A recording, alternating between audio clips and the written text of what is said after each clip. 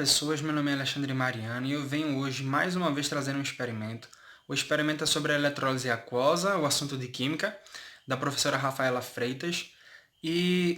Eu faço uma explicação nesse vídeo melhor do que a que eu fiz no vídeo passado, que tem aqui também no meu IG, sobre também a eletrólise aquosa, só que eu não fiz uma explicação tão bem detalhada como eu vou fazer agora. E depois do experimento eu vou fazer uma explicação como é que funciona a redução e a oxidação dos objetos. Então, confere aí como é que acontece. Tenho água com sal, o sal dissociado, e eu vou ligar essa fontezinha aqui, que ela tem quase 12 volts, e eu vou ver, eu já liguei o polo negativo ali. Eu vou ver quanto é que vai estar me dando essa fonte. Ela está me dando 8,85, 86, essa variaçãozinha. Então eu vou juntar essa fonte junto com a pilha para poder ligar na moeda e no metal de sacrifício para poder fazer o experimento. Vou colocar a pilha, porque quando eu faço a ligação da pilha na moeda, não no fio, na moeda e no metal de sacrifício, que no caso é essa colherzinha, ele é como se ele estivesse passando, ele estivesse carregando a pilha e não estivesse fazendo a passagem da fonte para o que tem que ser passado para os corpos e da pilha para lá também. Então eu acho que ele acaba fazendo a passagem direto para a pilha e carregando ela.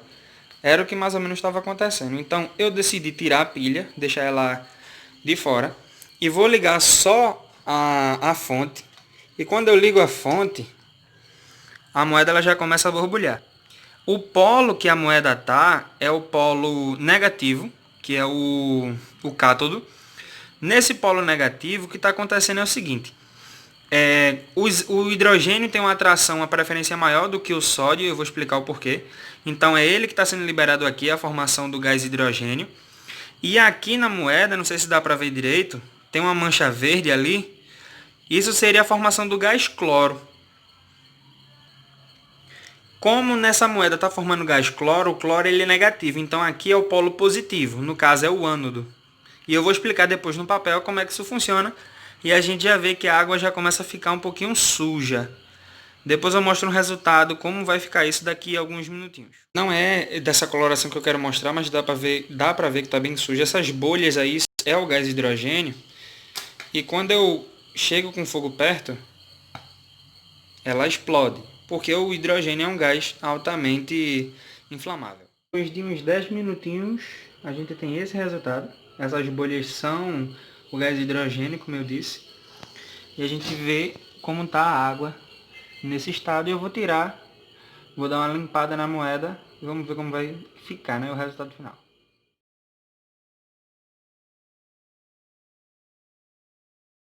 E esse aqui é o depois. Ela já está um pouquinho mais brilhante. Eu acredito que se eu deixasse ela bem com um tempo bem maior e com uma carga também mais elevada, ela conseguiria tapar esses buraquinhos aqui porque ela reduz. Se ela reduz, então ela acaba aumentando a massa. E a colher, que é o metal de sacrifício, eu não sei se dá para ver, ela está um pouquinho como se fosse áspera, mas se você passar o dedo nas bordas dela, ela está crespa. Porque ela é a parte que oxida, então ela vai perdendo partes da sua massa. Então esse aqui é o resultado final. A explicação é basicamente o seguinte. Como falando de eletrólise aquosa, a gente vai ter a presença da água. Se fosse eletrólise ígnea, a gente ia ter apenas o elemento fundido. Exemplo, eletrólise ígnea de cloreto de sódio, que é o NaCl. Então eu teria só o NaCl fundido, ou seja, na forma líquida. Como é aquosa, eu vou ter a presença de água.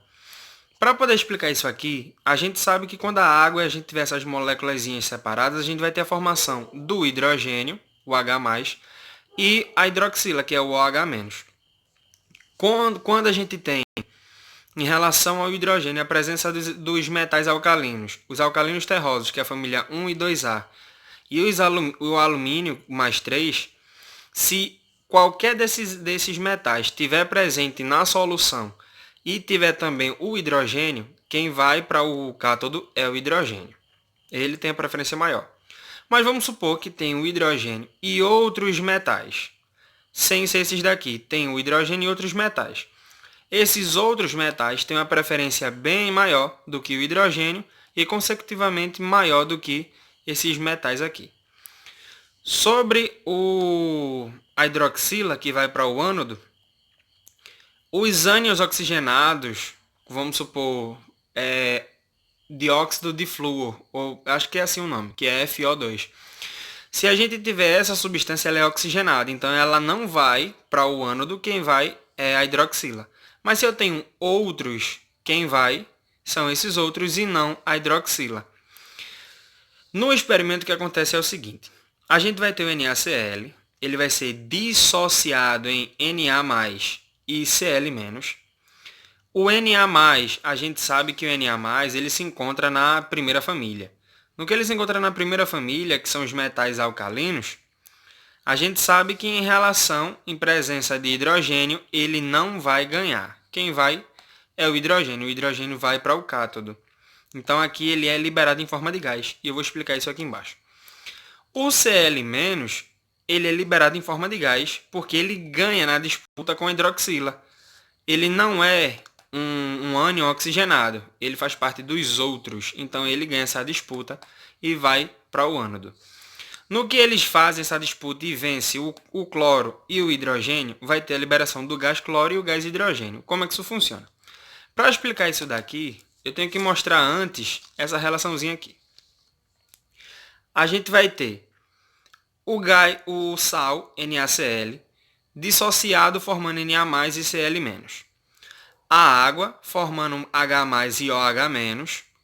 O cloro menos, ele vai sofrer uma oxidação, ou seja, uma perda de elétrons, e vai formar o Cl2. Como assim o Cl2?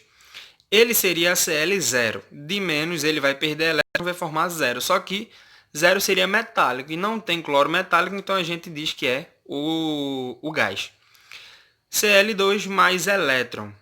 E o H, ele vai ganhar esse elétron e vai formar H2. Como ele está mais, ele também iria formar o H0. Só que como não existe o metal hidrogênio, então a gente diz que é o gás hidrogênio.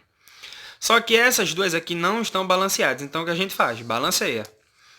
São Cl2, então vai ter que ter 2 elétrons e 2 ânions de cloro. Se tem aqui 2 hidrogênios, então vai ter que ter 2H+, e 2 elétrons aqui também. Beleza, balanceei, vamos ver o restante agora. O restante falta também balancear para eu poder fazer a simplificação. Multiplico por 2, vai ficar 2 em cada um aqui, e daí eu posso fazer a simplificação. Tem Cl aqui, 2Cl aqui, 2Cl aqui, então eu simplifico, vou simplificando tudo que tiver igual. Vai restar 2NaCl, 2H2O nos reagentes, e nos produtos 2Na+, 2OH-, Cl2 e H2. Com isso aqui a gente chega nesse resultado. Aí a gente diz que o cloro ele vai oxidar no ânodo e o hidrogênio vai reduzir no cátodo. O resultado disso aqui, essa é a fórmula global. Pode ser essa daqui de cima, detalhada, ou eu posso juntar o 2Na+, com 2OH-, que é 2NaOH, que aqui é o hidróxido de sódio ou soda cáustica. Então, quando toda aquela reação ocorrer, eu vou ter o sal de cozinha mais a água, vai ter a formação de hidróxido de sódio, que é a soda cáustica, mais a liberação do gás cloro e o gás hidrogênio.